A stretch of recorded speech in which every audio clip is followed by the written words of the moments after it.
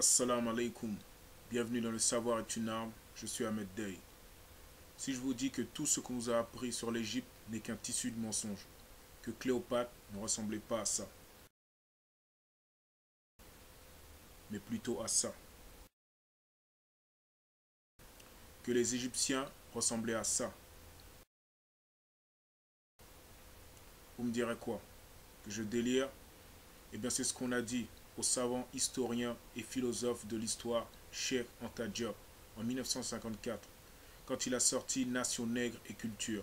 Je vais vous parler de ce livre, le plus audacieux qu'un nègre ait jamais écrit.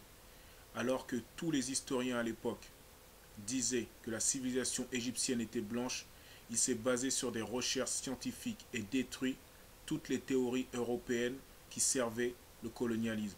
Le but, disait-il, était d'arriver en se couvant du manteau de la science à faire croire aux nègres qu'il n'a jamais été responsable de quoi que ce soit de valable, même pas de ce qui existe chez lui. Il parle de l'invasion des Hyksos qui ont métissé peu à peu l'Égypte kémite. Que Hippocrate, le père de la médecine occidentale, n'est qu'un élève des maîtres égyptiens qui lui ont tout appris. Que l'état de la race blanche était sauvage, tatoué et couvert de peau de bête au moment où les races rouges sombres étaient déjà civilisées. Des similitudes de langage entre le Wolof et beaucoup de langues africaines avec la langue des premiers Égyptiens. Ce livre te donne de nouvelles bases, plus saines.